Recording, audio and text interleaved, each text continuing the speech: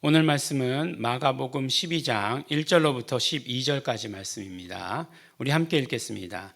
예수께서 비유로 저희에게 말씀하시되 한 사람이 포도원을 만들고 산울로 두르고 즙자는 구유 자리를 파고 망대를 짓고 농부들에게 세를 주고 타국에 갔더니 때가 이름에 농부들에게 포도원 소출을 얼마를 받으려고 한 종을 보내니 저희가 종을 잡아 심히 때리고 거저 보내었거늘 가서 다른 종을 보내니 그의 머리에 상처를 내고 능욕하였거늘 또 다른 종을 보내니 저희가 그를 죽이고 또 그 외에 많은 종들도 혹은 때리고 혹은 죽인지라. 오히려 한 사람이 있으니 곧 그의 사랑하는 아들이라. 최후로 이를 보내며 가로되 내 아들은 공경하리라 하였더니 저 농부들이 서로 말하되 이는 상속자니 자 죽이자. 그러면 그 유업이 우리 것이 되리라 하고 이에 잡아 죽여 포도원 밖으로 내던졌느니라. 포도원 주인이 어떻게 하겠느냐? 와서 그 농부들을 진멸하고 포도원을 다른 사람에게 주리라. 너희가 성경에 건축자들의 버린 돌이 모퉁이의 머릿돌이 되었나니 이것은 주로 말미암아 된 것이요 우리 눈에 기이하도다 함을 읽어보지도 못하였느니라 하시니라. 저희가 예수의 이 비유는 자기들을 가리켜 말씀하심인 줄 알고 잡고다 하되 무리를 두려워하여 예수를 버려두고 가니라. 아멘. 네, 이제 마가복음 12장을 보면 예수님께서 유월절에 들어오셔서 6월절에 들어오셔서 하루도 지나고 이틀도 지나고 3일째 됐나? 하여간 계속해서 날이 가고 있는 거죠. 그럼에도 불구하고 아직도 예수님을 붙잡지 못했어요. 그러니까 예수님께서 금요일쯤 돌아가시려면 수요일쯤은 잡아야 되는 것 아니겠어요? 그래야 뭔가 이렇게 사실 그것도 말도 안 되죠.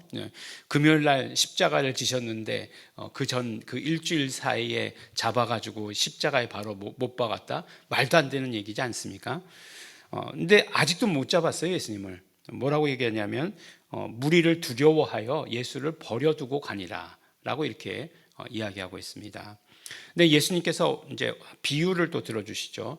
비유를 들어주시는데 다른 비유는 다 못 알아듣게 하시려고 비유를 들어주셨던 것 같아요. 근데 이 비유는 어떤 비유였냐면 마지막에 보니까 이 비유는 자기들을 가리켜 말씀하심인 줄 알고 라고 이렇게 얘기하고 있어요. 네. 그러니까 이 비유는 다른 비유예요. 틀림없이. 그러니까 예수님께서 이 비유를 말씀하셨을 때 너무너무 직접적으로 말씀하셨다는 거죠. 그들이 다 알아들을 수 있는 말씀으로 하셨다는 거죠. 이렇게 가려두거나 비스듬히 잇대어서 말하는 것 아니고 비유가 원래 그런 뜻인데 그렇게 하지 않으셨다는 거예요. 직접적으로 직설화법으로 사용하셨다는 거죠. 어떤 직설화법입니까? 이제 포도원 주인이 있었는데 포도원을 만들고 산울로 두르고 즙자는 구유를 파고 망대를 지었다. 왜 그랬겠습니까? 네, 이제 이 포도원이라고 하는 것은 이제 우리처럼 포도를 따먹기 위한 것이 아니죠. 포도원이라고 하는 건 이들이 포도를 지어서 농사를 해서 그것을 열매를 따먹기 위한 것이 아니라 그걸로 이제 포도주를 만들기 위해서 그걸 이제 다 으깨 가지고 즙을 만들어서 그래야 이제 포도주를 만들 수 있으니까 그렇게 한 거죠. 그러니까 모든 시스템을 다 만들어 놓고 간 거죠. 근데 이제 포도 소출 때가 돼 가지고 종을 보냈다는 거예요. 종을 보냈는데 그러면 주인이 세를 주고 갔으니까 당연히 월세를 내야 되거나 소출을 얼마를 내야 되는 것 아니겠어요? 근데 그렇지 않았다는 거예요. 그 종을 잡아가지고 심히 때리고 그냥 빈손으로 보냈다는 거예요. 그 다음을 종을 보내니까 머리에 상처를 냈다는 거고, 그 다음 종을 또 보내니까 죽이고, 심지어는 이제 죽이고, 또 때리고, 또 죽이고 했다는 거죠. 그래서 더 이상 이제 방법이 없다. 그래서 어떻게 합니까? 아들을 보내시는 거죠. 아들을 보내셨더니 그 다음에 어떻게 하느냐? 아들을 보내셨으니까 그럼 아들이니까 말을 들을 줄 알았더니 그게 아니라 저 아들을 죽이면 이제 이 산업이 이 포도원이 완전히 우리께 될 거다라고 하는 생각을 했다는 거죠. 어떻게 그렇게 생각할 수 있는지 잘 모르겠지만 어쨌든지 간에 악한 것들은 미련해요. 욕심에 눈이 멀면 미련합니다. 그래서 이제 그것 아들까지 죽였다라고 이렇게 얘기하는 거잖아요. 아들까지 죽였다. 이게 무슨 얘기예요? 구약에서부터 내려오는 이야기잖아요. 하나님께서 계속해서 이스라엘 백성들에게 선지자를 보내시죠. 그럼 선지자를 보내시면 이스라엘 백성들이 아우 하나님께서 보내신 선지자의 말씀이니까 잘 들어야지 했는가? 그렇지 않다는 거예요. 심지어는 하나님께서 보내신 선지자를 죽이기까지 하는 일도 있었다라고 하는 것을 말씀하잖아요. 예수님께서 직접 말씀해 주시지 않습니까? 그런 일도 있었다는 거예요. 그러니까 무슨 말이에요? 선지자들을 죽이던 끝에 아들을 하나 더 죽이는 건 눈도 하나 깜짝하지 않았다는 거죠. 그래서 예수 그리스도 하나님의 아들이심에도 불구하고 죽일 수 있었던 것, 선지자들 죽이던 끝에 아들이 와도 아들도 죽였다, 이렇게 얘기하는 거예요. 어찌 보면 참 어떻게 그런 일이 있을 수 있어 라고 이렇게 생각하겠지만 너희들이 그랬다는 거죠. 그래서 성경의 건축자들의 버린 돌이 모퉁이의 머릿돌이 되었나니 이것은 주로 말미암아 된 것이요 우리 눈에 기이하도다. 그러니까 건축자들이 이제 이 돌이 쓸모없다라고 생각해서 버렸죠. 근데 그 버린 돌을 하나님께서 가져다가 모퉁이 돌이 되게 하셨다. 모퉁이 돌이라고 하는 것은 건물을 지을 때 가장 기준이 되는 그런 돌이잖아요. 그렇게 되게 하셨다라고 이렇게 이야기하시는 거죠. 이건 시편 118편에 나온 그런 말씀이에요. 근데 너무 재밌게도 이 말씀 118편 항상 이제 우리가 인용하면 그 인용한 말씀 아래 위로 읽는 버릇을 들여야 돼요.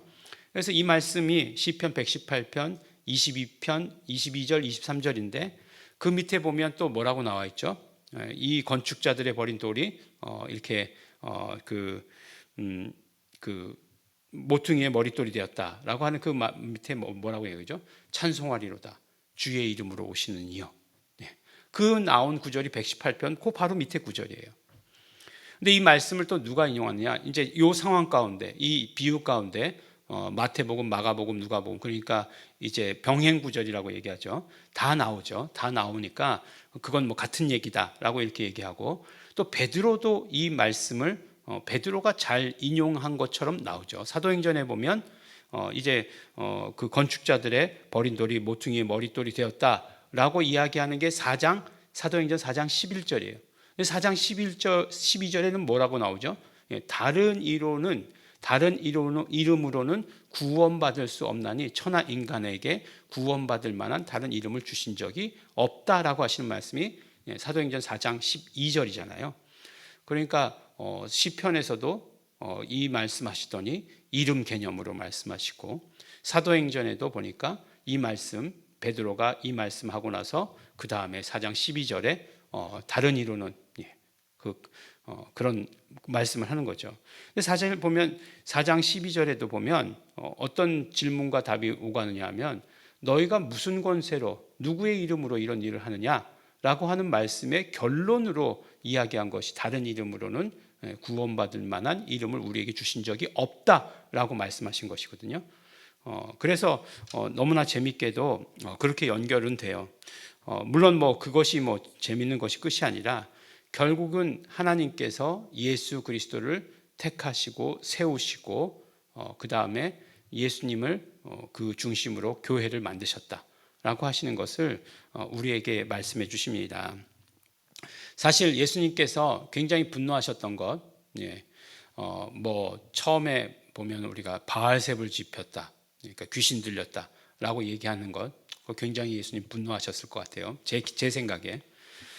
근데 이 비유를 자주 드는 것 보니까 그 다음에 마태복음 23장에 보면 막 그냥 독사의 자식들아 이렇게 저주하실 때에도 마찬가지로 선지자들을 죽인 것에 대해서 말씀하시잖아요. 선지자들을 죽이고 결국은 아들을 죽이는 그 완악함에 대해서 예수님께서 분노하셨던 거죠. 이 비유를 들어서 이렇게 이야기하셨던 거죠. 결국 우리는 이 비유를 통해서 무엇을 알 수 있는가 하는 것은, 그렇죠, 이들이 다 알았어요. 이들이 다 깨달았어요. 그 이야기라고 하는 것을 다 깨달았어요. 그러면 우리는 예수님을 어떻게 대우할 것인가? 보니까 그럼에도 불구하고 아들까지 보내신 아버지의 그 사랑이라고 얘기하는 거죠. 아들을 보내신 사랑이죠. 아들을 보내신 그 사랑. 어떤 면으로 보면 죽을 줄 모르셨을까? 아버지가? 아셨을 거예요. 그럼에도 불구하고 우리를 구원코자 보내신 그 사랑, 그거를 사랑이라고 얘기하는 것이고, 그 사랑에 우리는 그렇죠. 그 사랑에 우리는 반응해야 되는 거죠. 그게 오늘 우리 비유를 읽는 자들의 우리의 모습이 돼야 되는 거죠. 하나님의 그 사랑에 대해서 우리는 어떻게 반응해야 될 것인가 하는 것이 오늘 말씀을 주신 그런 뜻이 되겠죠. 감사하고, 네, 우리 놀라고 감격하고 하나님께 대해서 그렇게 우리가 반응해야 될 것입니다. 제가 부족하지만 그런 어떤 반응에 대해서 이 정도 얘기해가지고는 되는 건 아니라고 하는 것 알고 있지만 우리 정말 우리 하나님의 아들을 보내신 사랑에 우리가 감격하며 기뻐하며 감사하며 마지막은 항상 영광이죠. 영광 돌리시는 우리 성도 여러분 되시기를 예수 이름으로 축원합니다. 기도하겠습니다. 하나님 아버지 감사합니다. 아들을 보내신 아버지의 그 사랑, 정말 무엇과도 비교할 수 없는 그 아버지의 그 사랑에 우리는 언제나 감격하게 하여 주시옵시고 오늘도 그것을 우리 감사하게 하여 주시옵시고 그러므로 말미암아 우리 이 땅에서 삶을 얻게 생명을 얻게 하여 주신 것 날마다 감사하며 영광 돌리는 자 될 수 있도록 축복하여 주시옵소서.